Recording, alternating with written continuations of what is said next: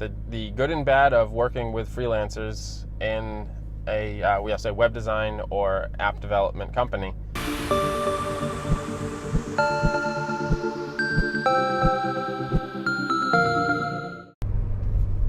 Hey guys, how's it going? CoderMan here. I wanted to touch on the topic of hiring freelancers. I do it a lot in our business, and I've been a freelancer before, so I see it from that side, and then I also see it from the side of hiring a freelancer. And I will say that the top 5 things to look for when you're hiring a freelancer is similar skill set to what you're looking for. A portfolio of real-world examples of stuff that they have built or have been a part of. They are in your same time zone, or at the very least in your same country. No disrespect to international developers of the sort. It becomes a time concern when there's a 12-hour time difference or there's a language barrier. It becomes problematic for the project manager and just the project overall. In terms of what type of a project to give them, I don't recommend giving them, say we're working on a big project for a client, I don't recommend bringing a freelancer on board for that project out of the gate. I try to give them a small project, something that doesn't have as much at stake in case they screw it up. Not saying that they will, but you plan for the worst and hope for the best. And then the 5th thing that I always recommend with working with freelancers is that they understand that the code is yours. And this is a huge one because they're a freelancer, so they reuse a lot of their code, or at least try to. But in the sense of working for us, we own the code that you develop, because ultimately when we're done, the client owns the code that we develop. Now, we may utilize third-party open source products or libraries of sort, but at the end of the day, the custom code that we've developed is now the property of company XYZ. And we can't have a freelancer owning that code simply because it becomes a legal problem for our client, meaning that whatever portion they developed doesn't exist. They don't own it. So, when you've hired a freelancer, you try to keep them forever. And the reason for that is because it's so damn hard to find good freelancers. It's so hard to find good contractors. And what ends up happening is you need to pay well for them. And the reason for that is, obviously you want to keep them, but they're good at what they do. They make your company better. I've actually have a few of our team members were freelancers. They now work with us exclusively. And that only happens with working on projects and being successful at it. Now, those are the top 5 things to look for when you're hiring a freelancer. Now, the top 5 things to avoid, and those would be people that, I guess I kind of touched on it with the what to want, but it's important, is people that have a communication or a language barrier to your team, people that are freelancers that don't like working in team environments because they are going to be interfacing with your company and you need that synergy, otherwise the project's going to go to hell. They are on the understanding that they work for you, not your client. They have to get approval from you to publish the work that they created for you. Or in some cases, they have to get approval to even say that they worked on it. It depends on the project. We've had some projects where we have to sign an agreement that essentially removes us from the project for legal reasons. They don't say, for instance, I'm not going to name any companies, but bigger brands that want you to develop for them, you have to, they own the code, they own the work that you did, and they don't want you to reuse it for anything. In terms of other things to look out for when you're hiring a freelancer, when you're working with somebody, you may start off on a small project. If you give somebody a task, right? So if I say, I don't know, go develop me a login control for an administration panel. And I'm now reviewing their code, I'm reviewing their work. It does exactly what I asked, but it doesn't have really common things like email validation or password control, or those things that you should just have them in place. It's just to be common knowledge. And you may not have mentioned it on the brief for the project. And you go back to them and you're like, okay, we need email validation. And if they become, like, they start fighting with you or arguing with you that, well, you didn't tell me I was supposed to do that, it's kind of like, that's common sense. An email component needs to validate that the email is actually, a real email.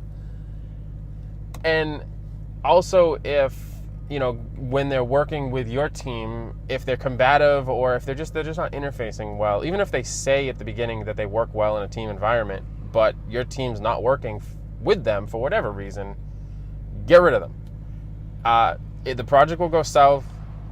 Your team will become unhappy. Your company will become unhappy. The client's going to become unhappy. All because, for whatever reason, that freelancer just did not work with your team environment. And I know back when I was a freelancer, I would work with clients or work with agencies that I was outside of the company, of course, because I'm remote. But I was actually part of, their meetings. I was part of their chat. It was a Skype chat group or something. I was unofficially one of their team members for the life of that project. Which leads me to my next thing. When you're working with a freelancer, make it clear that when a project ships, they still need to be available. So we recently worked on a project where we needed some extra hands, and project's good and done, client's happy, everything is great. It's integrated on the client system.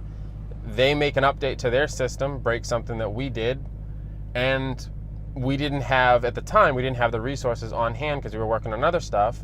So I contacted the freelancer and said, hey, found some updates that we need, and we also found a couple of bugs in our, working with this on this, and this. We need to fix those.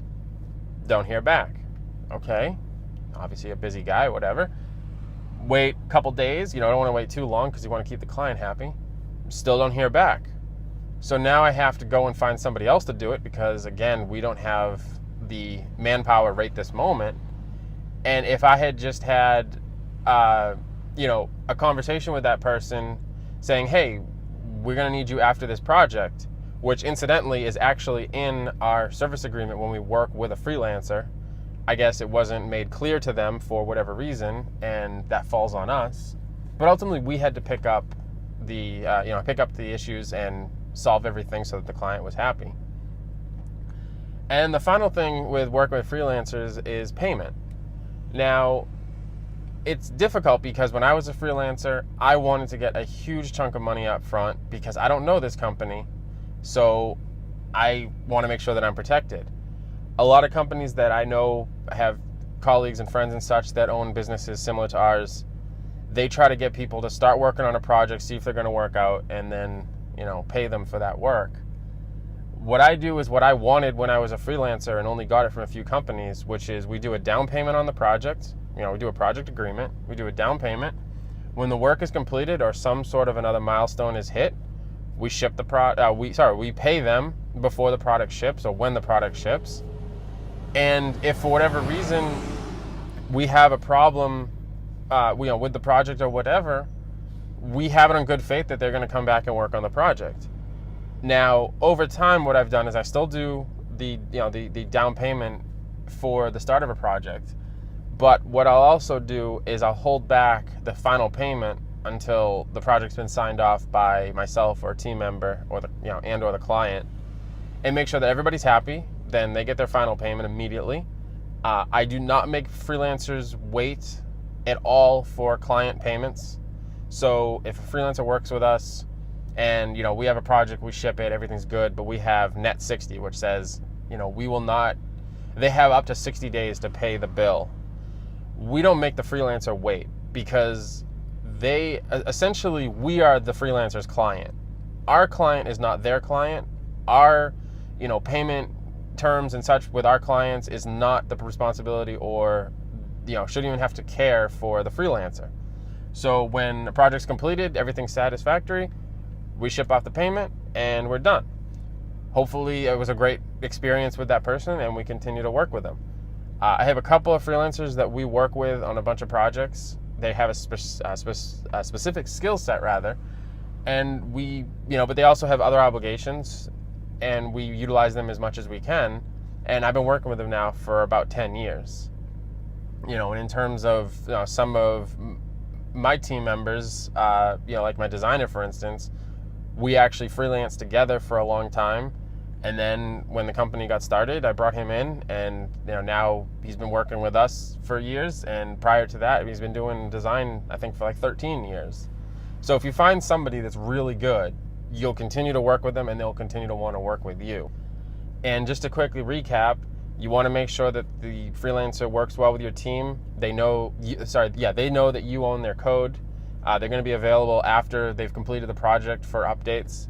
They're made aware that your payment terms with the client are immaterial to them. They'll be paid when their work is completed and at the start of their project. And that if you look out for good freelancers, definitely keep them once they're in your company. And overall, if you do a good job at it, you can really leverage a lot of talent outside of your company that you just can't have on your payroll because maybe you guys don't use it a lot, or maybe you're strapped for team right now. You can't add on somebody else. But a freelancer is a good way to add in some really quality talent into an existing company structure. So I hope you liked the video. If you have any questions on hiring freelancers, or if you are a freelancer and you have questions regarding working with a company, leave a comment below or shoot me a message.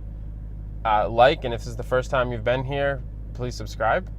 And let me know as well in the comments any video topics that you want to see covered. I'll talk to you guys later.